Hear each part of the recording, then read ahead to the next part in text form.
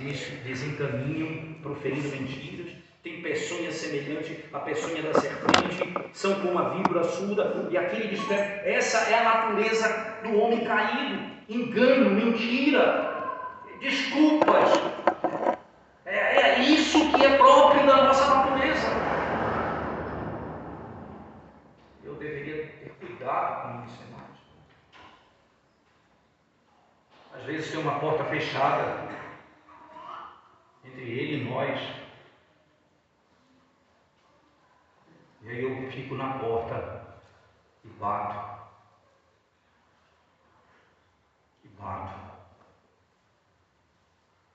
Às vezes não há acordo, mas eu sei, como disse os discípulos, quando Cristo se voltou para a multidão que o seguia em João 6, Jesus disse: não venham após mim pelo pão que perece. Todos, a maioria, boa parte deles, deu as costas e saíram. Então Jesus se volta aos discípulos e pergunta: e vós? Quereis também segui-los? Pedro disse: para onde iremos, Senhor? Tu tens as palavras de vida. Essa é a concepção, é isso o entendimento que nós temos. Tu tens a vida. Se a porta está fechada, nós vamos bater, e o Senhor prometeu: se batermos e batermos, o Senhor abriria a porta. Se pedirmos, o Senhor nos atenderia. Então, ao invés, irmãos, de encontrarmos uma porta fechada, nós queremos abrir com estratégias de mudança de igreja, mudança de culto, introduzindo coisas estranhas. Bata a porta, ore, suplique, clame a Deus, abandone seus pecados, clame a misericórdia de Deus. Não se canse, porque quando Ele abrir a porta e derramar dos céus a sua glória, todos nós saberemos. Um teólogo do século XVII chamado Jeremiah Burroughs, ele dizia assim, numa obra dele chamada Evangelho e Revelação, ele diz assim: se você prega a palavra e prega Cristo todo domingo, prega o Evangelho de Cristo todo santo dia, ele diz, você ora, você se prepara, você clama a Deus e prega, não acontece nada. Você volta, se prepara, suplica, ora, não acontece nada. E ele repete isso várias vezes no texto. Ele diz: não cesse de fazer isso.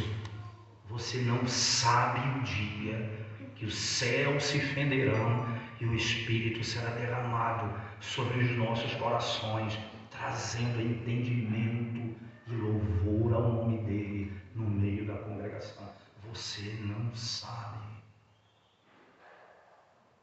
Apenas faça o que ele te mandou fazer, do modo que ele te mandou fazer.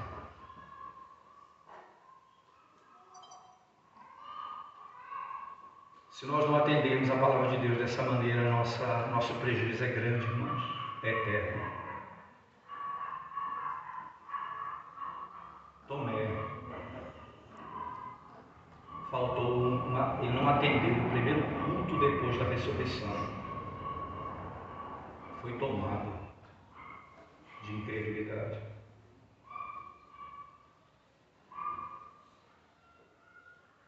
Quanta incredulidade por nos ausentarmos do culto e por atendermos ao culto sem preparo, sem ter a alma completamente tomada por ele. Ainda nesse segundo ponto, é que eu quero ser bem mais rápido para poder ir para a última aplicação, né? Então, nós vamos receber a palavra corretamente. Duas coisas, como é que eu recebo corretamente a palavra? Primeiro, recebo com fé. Eu recebo com fé. Ora, nós que cremos, entramos no descanso. Entende, irmãos? A boca da alma é a fé. O que é a fé? A fé é o único instrumento. Veja, Deus Deus nos ensinou a amar, a ter esperança, mas Deus não disse que é por meio da esperança que eu sou salvo, ou que é por meio do amor que eu sou salvo. Ele diz que é por meio da fé. A fé é o único instrumento que Ele me deu para receber aquilo que Ele fez por mim e me é anunciado pela proclamação do Evangelho. A fé é a mão, eu tenho as minhas mãos vazias. A fé é representada com as mãos de um pedinte que tem tudo para receber e nada para entregar. Que tem tudo para receber e nada para entregar. É assim que eu me chego diante dele, sabendo que tudo vem dele. Tudo vem dele. É tão claro isso, que até a fé é dom de Deus. Eu creio naquilo que ele diz, irmãos. Eu aplico aquela verdade ao meu coração. Eu aplico aquela palavra ao meu coração. Eu sei que a tua palavra é boa. Eu sei que a tua palavra é como o orvalho da manhã, que pega uma terra seca e faz ela terra produtiva. A tua palavra é como orvalho, e eu recebo, eu aplico ela cai no meu coração. Dia a dia ela cai no meu coração, ela cai no meu coração.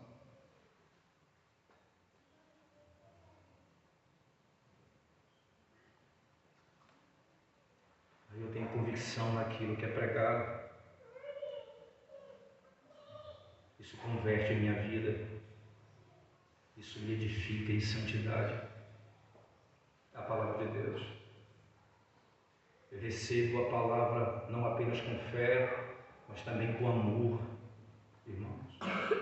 A fé recebe a palavra como verdade, o amor recebe a palavra como o que é bom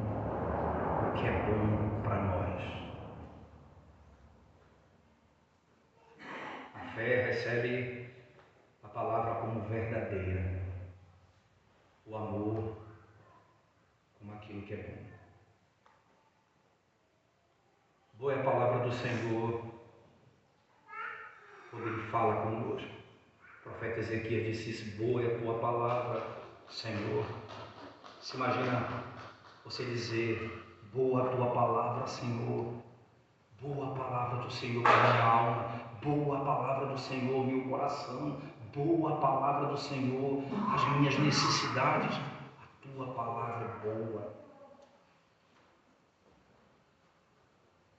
Não apenas assim, mas esse amor precisa ser investido, irmãos.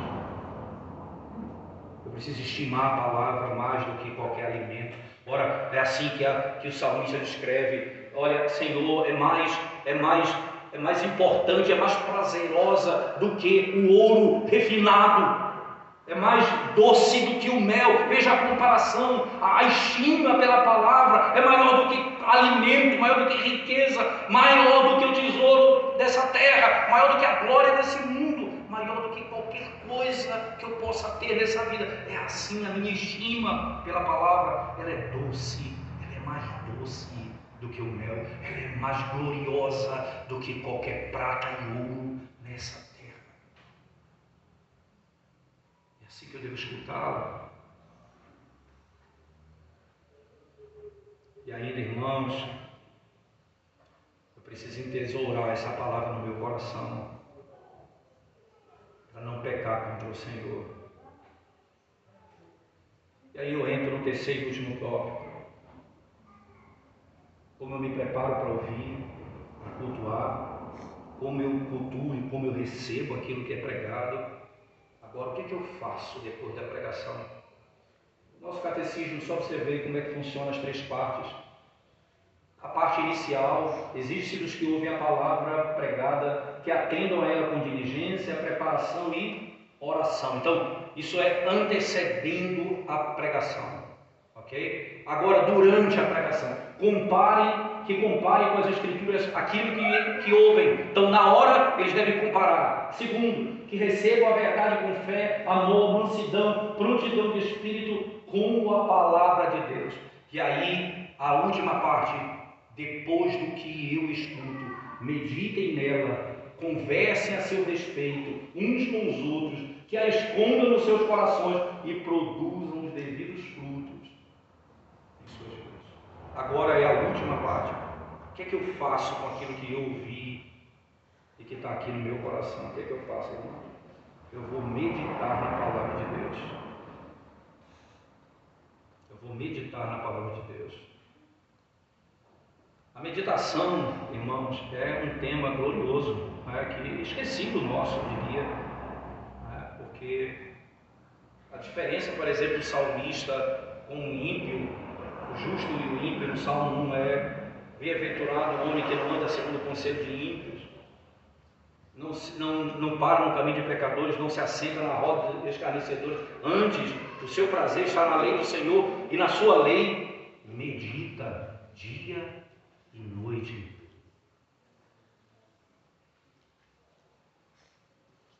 A semente caiu, irmãos, aqui. O que eu vou fazer com essa semente? Eu vou regar, eu vou orar, eu vou pensar naquilo que eu vi durante a semana. Vocês têm a bênção de ter o sermão projetado para o culto doméstico aqui. Eu vi, o pastor me mostrou o boletim domingo passado. Isso é precioso, é uma maneira preciosa de você guardar no coração a palavra. Se você fizer o culto doméstico orientado pelo pastor, todo dia você revisita um tópico daquilo que foi proclamado. Veja que bênção vocês têm nas mãos. E às vezes a gente despreza uma bênção dessa. Às vezes a gente trata isso como qualquer coisa.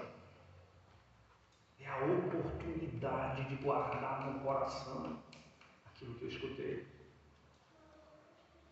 Meditar nas palavras. O que eu devo fazer além disso, irmãos? Isso precisa estar no meu discurso. A meditação ela vai sair pela minha boca aquilo que eu creio. A boca fala que está cheio o coração. Qual é o discurso que sai da nossa boca? Tem dificuldade de ter alguém enfermo na igreja, não ter uma palavra para dar para a pessoa. Isso é uma prova inequívoca, irmãos. Não precisa você julgar os outros. Julgue a si mesmo. A gente não sabe o que falar para a pessoa. Sabe por quê? Porque a gente não medita na palavra de Deus. A gente não tem uma palavra para evangelizar um pecador, porque a gente não medita na palavra de Deus.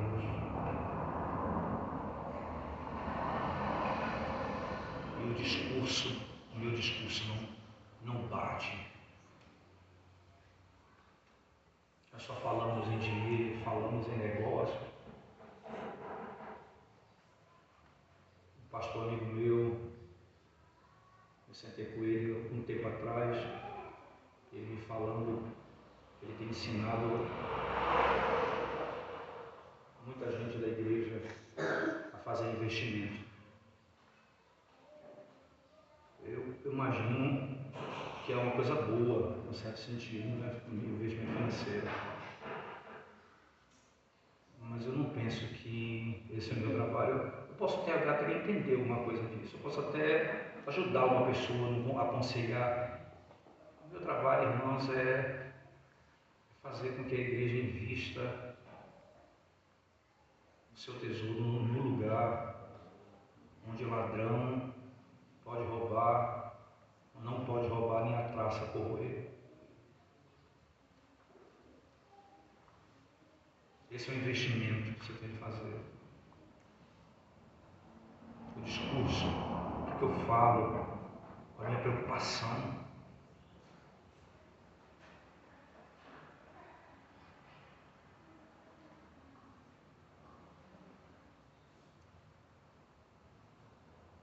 Interessante que o profeta Isaías, no capítulo 50, no verso 4 em diante, Isaías, que aqui ali são as palavras de Cristo, irmãos, inequivocamente, palavras de Cristo ali. Ali é um cântico do servo sofredor.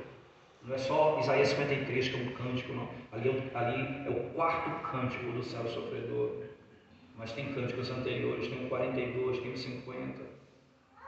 melhor, ali é o terceiro cântico, do cântico do céu sofredor. E ali em Isaías, no capítulo 50, no verso 4, ele diz assim: o Senhor me deu língua de erudito,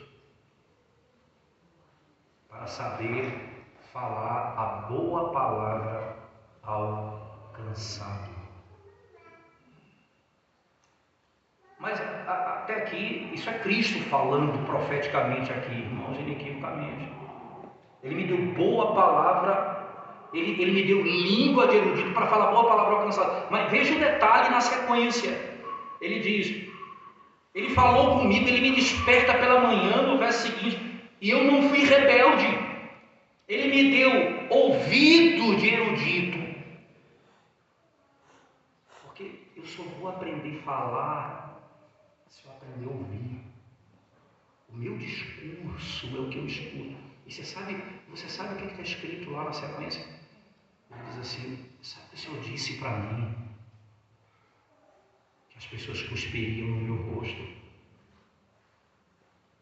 que eles iriam bater na minha face, que eles iam chicotear as minhas costas. Você sabe o que ele diz? Ele diz: eu consagrei, eu dei minhas costas para os que queriam me bater.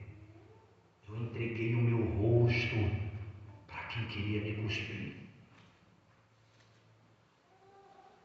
Eu não fiz isso como um rebelde. Deus disse que seria assim. E assim foi.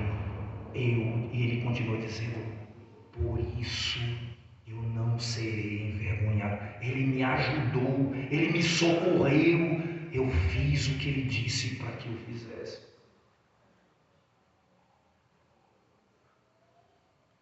Eu sei o que ele me falou. Eu guardei no meu coração o que ele disse. Eu fui obediente às suas palavras. E ele não me desprezou. Aprenda com o teu Cristo. Aprenda com o teu Salvador. Você tem parte desse texto de cabeça, mas eu quero ler com vocês agora. Isaías 50, verso 4 em diante, por favor, irmãos. O Senhor Deus me deu língua de eruditos, para que eu saiba dizer boa palavra ao cansado. Ele me desperta todas as manhãs, desperta-me o ouvido, para que eu ouça como os eruditos. O Senhor Deus me abriu os ouvidos, e eu não fui rebelde, não me retraí. Ofereci as costas aos que me feriam, e as faces aos que me arrancavam os cabelos. Não escondi o rosto aos que me afrontavam e me cuspiam. Veja, o que ele está dizendo aqui, irmãos? Eu não fui rebelde ao que ele me mandou fazer. Então, se ele disse que era para eu passar por isso, ninguém bateu no meu rosto, eu dei o meu rosto para ser batido. Ninguém cuspiu na minha face, eu entreguei minha face para ser cuspida. Eles queriam matá-lo. Ele não deixou matá-lo. Ele deu a vida. Pai, em tuas mãos eu entrego. Ele não permitiu que nada fosse tirado dele à força, senão por obediência. Não é para isso que o Senhor me trouxe, não é isso que está na tua palavra, não é essa a tua vontade, não é isso que o Senhor quer de mim. Então eis aqui a oferta de coração, sem dolo, sem engano nos lábios, sem mentira, mas com sinceridade de coração. Está aqui a minha oferta voluntária, não forçada. Ninguém cuspiu nele, ele disse: por que fizeram isso comigo? Eu entreguei. Quando estavam matando, ele disse: perdoa-os, Pai, porque não sabem o que estão fazendo.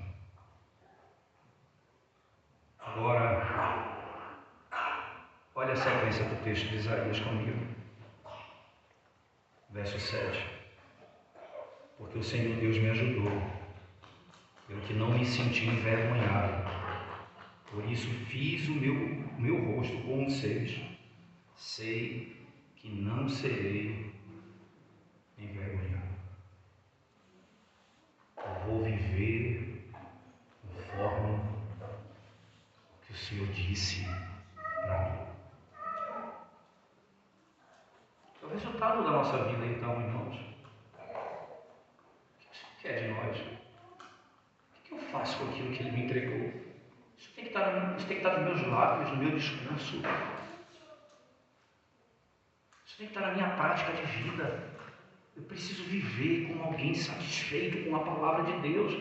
O Deus disse: você não pode isso, Senhor, obrigado, porque o Senhor não me deu tudo aquilo que eu achava que precisava, e o Senhor tem me dado tudo aquilo que eu preciso. Obrigado porque o Senhor me tirou tal coisa. O meu coração é grato, a minha alma é grata. Eu escuto com sabedoria.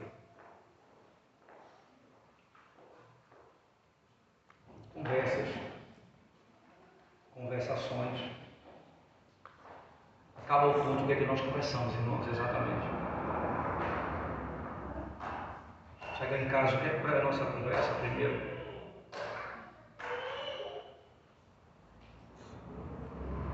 Não se maravilhe,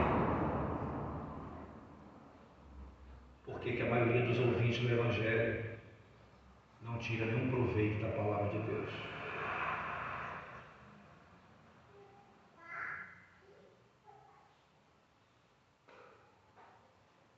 Há uma expressão usada no mundo fitness: no pain, no gain.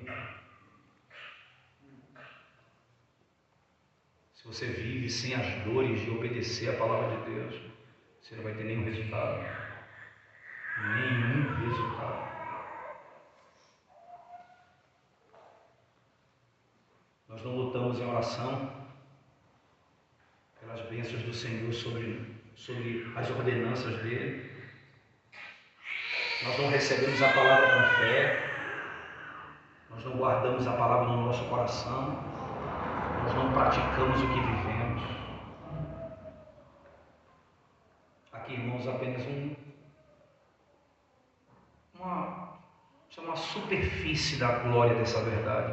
A gente pôde fazer hoje com os irmãos pela manhã. Uma coisa bem básica da glória dessa verdade. Mas é a forma que você tem para extrair algum proveito eterno do que Deus fala com você no culto público. Se assim fizermos, irmãos, nós veremos resultado no dia da semana, durante o culto e depois do culto. O que antecede no momento do culto e depois do culto, a nossa vida vai ser moldada pela palavra de Deus. O desejo do meu coração, sincero, irmãos, é que no meio das nossas muitas lutas nessa vida, nosso coração seja colocado naquilo que é certo e naquilo que é fundamental, não apenas para agora, mas para a eternidade. Que Deus abençoe a igreja do Senhor nesse aspecto. Vamos orar ao Senhor, irmãos, vamos orar. Senhor, nós te exaltamos mais uma vez essa manhã do teu santo dia, pelo doce privilégio de podermos meditar na tua palavra e refletindo, Deus, nos princípios da tua palavra, como devemos nos preparar, como devemos ouvir e também como que devemos fazer depois de ouvir. Princípios gerais dessa verdade, o Senhor possa abençoar a nossa vida, a nossa alma, a tua igreja. Ó Deus, tira-nos, livra-nos da hipocrisia, livra-nos, ó Deus, do engano do nosso próprio coração. Tem piedade da nossa vida, ajuda-nos, ó Deus, a vivermos segundo aquilo que cremos, para a tua glória e para o teu louvor. Tem misericórdia da nossa vida, Senhor. Socorre-nos na nossa necessidade. Abençoa essa igreja local, abençoa os pastores, presbíteros, os diáconos, as famílias, cada membro dessa igreja. Derrama sobre eles a tua graça e o teu Espírito, para que possam servir ao Senhor de coração, e buscar a tua glória em tudo aquilo que é feito. Em nome de Jesus nós oramos.